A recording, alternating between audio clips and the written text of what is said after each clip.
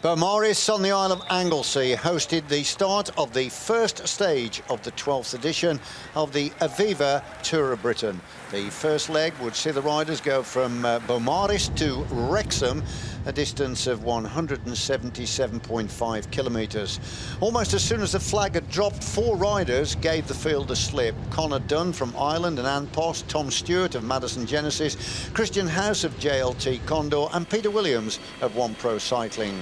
As they swept over the Menai Bridge, the lead was beginning to grow. Already they were well and truly ahead of their nearest challengers. And at the summit of the first climb of Penny Pass, a first category ascent, it was Christian House of JLT Condor, a former winner of this competition, that swept over the top first to pick up a very useful 10 points.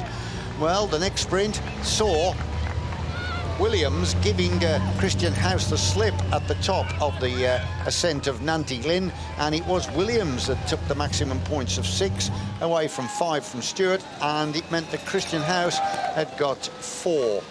So it then meant, as there was one more climb to come in the competition, 3 riders had got 14 points. And meanwhile, in the peloton, Mark Cavendish was getting a nice ride, being looked after by his teammates from Ethics Quickstep, and also Bradley Wiggins of Sky was enjoying himself as well. Time to pass a few words. But then as we got towards the second sprint, Dunn, the Irishman who'd won the first sprint, tried to give Williams the slip. He stayed clear till just before the line, and Dunn was pushed into second. So it meant with one sprint to go, it was Williams and Dunn tying on 5 points each. So as we were getting closer and closer then to the closing stages and nearing the final sprint in Mould, it was Christian House that actually took the bull by the horns and gave the rest the slip. And Christian House powered onto the line to pick up a useful 5 points. He wouldn't affect the overall standings behind because he hadn't scored enough in the first 2 sprints. But of course it was the positions of the other 2 that counted, as we got a chance to look once again at the way Christian House gave them the slip. When they arrived over the line, it was Dunn that just pipped Williams for second place. Now, I think that incident there gave Dunn the advantage. The tall Irishman looked as though he was going to go down the inside. They moved over and he had to check his run. But Dunn hung on and got second. And it meant at the end of the stage, he had amassed 7 points to be the first leader in the Yodel Direct Sprint Jersey competition. Well, the leaders hung on tenaciously in the closing stages. And Christian House, he said, I'm not going to wait around anymore, and he decided to try and take it on in the closing kilometres. And the lead, well, was coming down all the time, and the peloton were beginning to close down rapidly. The front group split into 2. It was Williams and House clear, and the other 2, Stewart and Dunn, being the first 2 riders to be swept up then by the fast-moving peloton that were being led by Ethics Quickstep, looking after the interests of Mark Cavendish.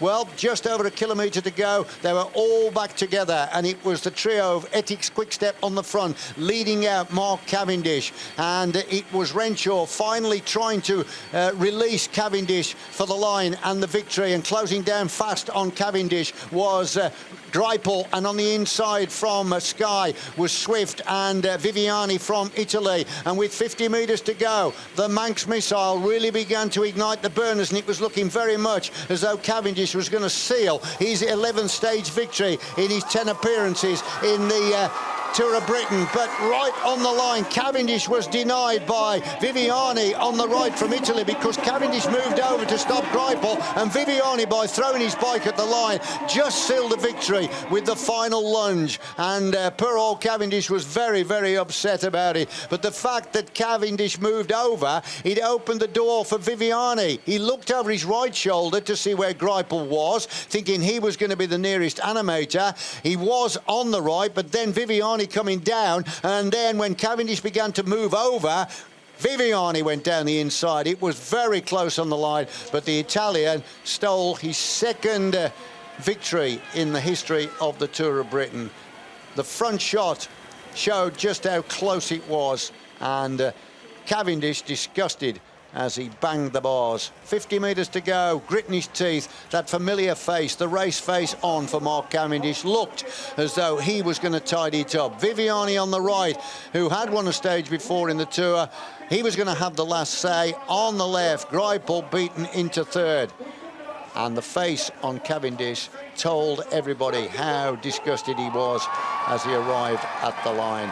Thrilling sprint then to tidy up that first stage that had brought the riders all the way from Beaumaris over 177 kilometres. And that's how close it was on the line. You could hardly separate the two, but Viviani was the first man to pull on the Aviva yellow jersey with a scant advantage over Mark Cavendish. He was crowned the first leader of the Tour of Britain.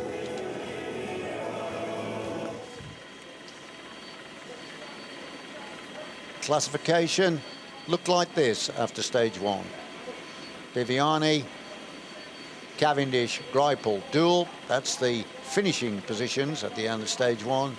Owen Duel, good ride from Team Sky as well, and Lobato in 5th place. Hope you're going to join us again tomorrow for stage 2.